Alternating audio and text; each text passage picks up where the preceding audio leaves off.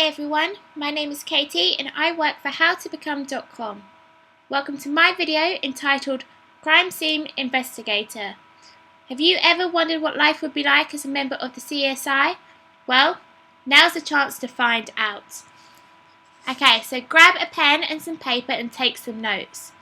I'm going to provide you with lots of information about the role of a CSI crime scene investigator, such as the qualifications required, core abilities, and most importantly, how to apply. If this video is right up your street, be sure to subscribe to my channel for more videos on different jobs. If there's a job you are interested in but not sure how to apply, drop me a message below and I'll get a video created for you. Okay, so let's crack on. So, the role of a crime scene investigator. So the role of a crime scene investigator is to assist the police with investigations. Crime scene investigators take a specialist approach to solving crime. They attend scenes directly and investigate, analyse evidence. Crime scene investigators are employed by individual constabularies. They work alongside regular police officers. As a crime scene investigator, you will be required to perform tasks such as taking fingerprints of deceased victims, collecting evidence, ensuring that a crime scene is secure and free from contamination, producing written reports, and giving evidence in court. So, the daily requirements. So, TV gives the impression that scenes of crime officers are constantly attending murder scenes. While murder is a big part of the job, scenes of crime officers also attend a variety of other crime scenes, including burglary, arson, vandalism, and sexual offences. In order to do their job successfully, the crime scene investigator requirements include responding to calls from police officers, collecting and processing evidence from crime scenes, taking photographs of crime scenes, preventing crime scenes from becoming contaminated, taking fingerprints from victims and suspects, producing written reports based on their findings, and finally, giving evidence in court. So, what are the core abilities you need to become a member of the CSI? So, first of all, you need to be able to cope with pressure and difficult situations. So, it's essential that you are able to manage your emotions when working in this position. Crime scene investigators are required to investigate murder scenes where the dead bodies have been left behind, and this can be quite distressing. It's essential that you are able to keep a cool head and perform to the best of your ability, regardless of how terrible that scene you are investigating might be.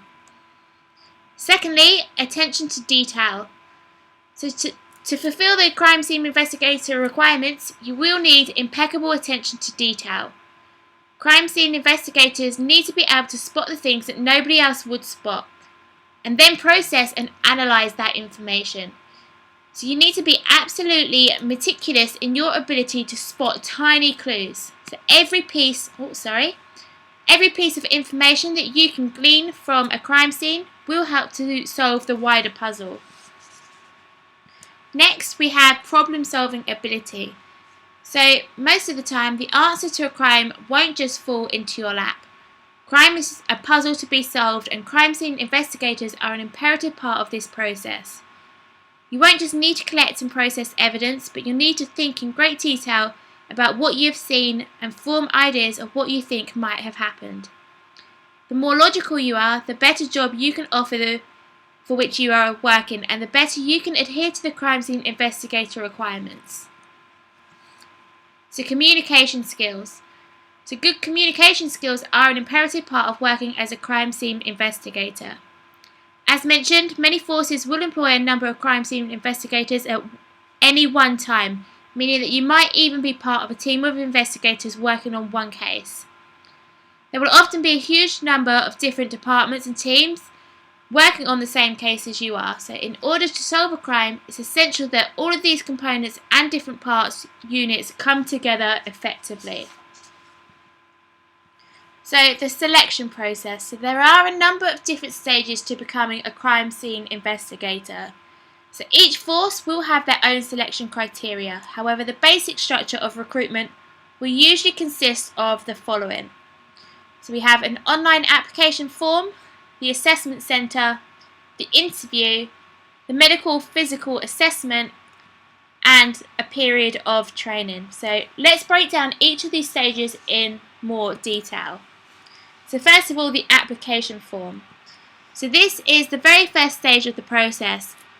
Regardless of the force that you are applying to, this will be the very first step. And the application form will ask you a variety of personal questions, including your age, full name, criminal record, and qualifications that you have, and past work experience. Along with these questions, you will also be asked competency-based questions, and these competency-based questions will assess you based on the key behaviours expected for the job role. So a sample question. So, scenes of crime officers are required to have great attention to detail. Tell us why having attention to detail is important to you and how you think it will help you in this role. Okay, so answering this question should be done in two stages. So firstly, you need to show that you are someone with fantastic attention to detail, a core competency of the job role. And secondly, you need to show your level of research and knowledge in demonstrating how attention to detail fits in with the job role itself. So an example response could include something along the lines of the following. So, attention to detail is extremely important to me. I have always been a meticulous and thorough person, and I have put this skill to use on numerous occasions during my professional career. I know that attention to detail is extremely important to this role, and that is one of the reasons that I believe I'd be a great fit. From my research, I have learned that crime scene investigators are required to cast a meticulous eye over every single element of a crime scene, spotting everything and anything that could be used for clues. Okay, so that's a great example answer of how to tackle that type of question, and that's just one of the types of questions that you could expect to find on the initial application form. So next we've got the assessment centre. So stage 2 will very much depend on the force that you have applied to. So there's a possibility that you will be asked to take a phone interview or even complete another questionnaire that's online following the initial application form. However, some forces will send you directly to an assessment centre if you are successful. So at the assessment centre, you will take a variety of different tests. If you want to learn how to become a scenes of crime officer, revising for these tests is extremely important.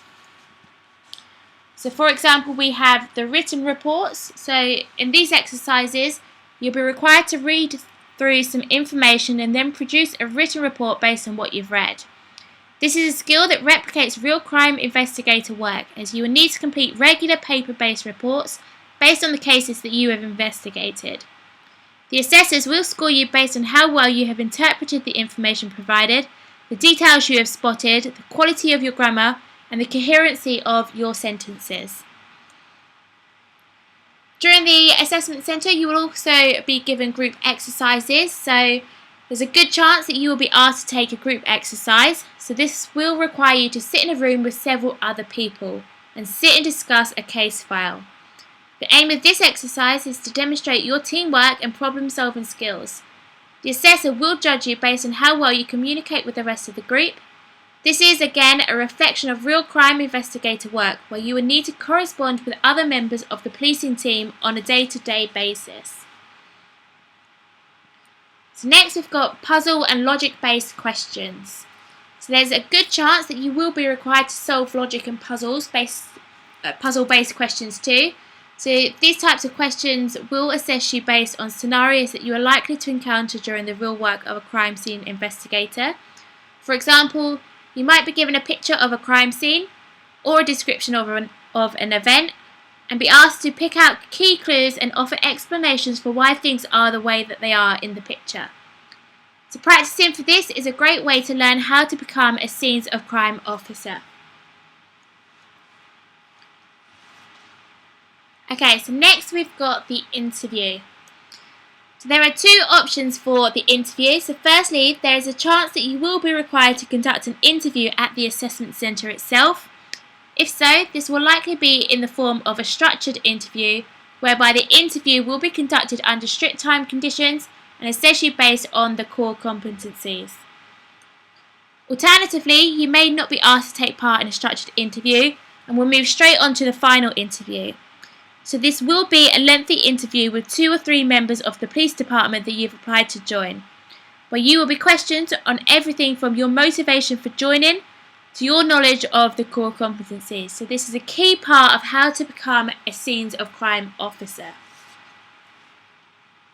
Next, we've got the physical fitness checkup and further training. So finally, if you pass the interview, you'll be required to undertake a physical examination. So here, aspects such as your eyesight will be tested and monitored throughout your career. After you pass this, you'll be accepted into the force and made to take a significant period of training prior to visiting actual crime scenes. Okay, so the qualifications that you need to become a crime scene investigator. So the entry requirements of crime scene investigators varies depending on the force that you are applying to. Some may ask for more qualifications, some may ask for less, but the following is a general idea of what to expect in terms of qualifications. So you won't need a degree to apply for the role, but a science-based degree could be extremely useful. You will be expected to have high grades at GCSE and A-level. You will need to be able to demonstrate your photography skills, meaning that a photography qualification is extremely beneficial. You must be able to demonstrate that you have good vision, and this is most importantly to colour, because this will really help when it comes to analysing evidence. So remember that while having a degree and other such qualifications isn't an essential criteria for the crime scene investigator requirements, the majority of serious candidates applying for the job will have these already. So this will give them a massive advantage, so you need to do everything that you possibly can to level the playing field. Okay, so that completes this video for how to become a crime scene investigator. Hopefully you can take away some useful information from my video. Remember to hit the like button if you enjoyed watching, and feel free to drop me a message if you have any questions about the process, or even if you would like any other videos on any other type of job role. Thank you for watching, and I wish you all the very best of luck.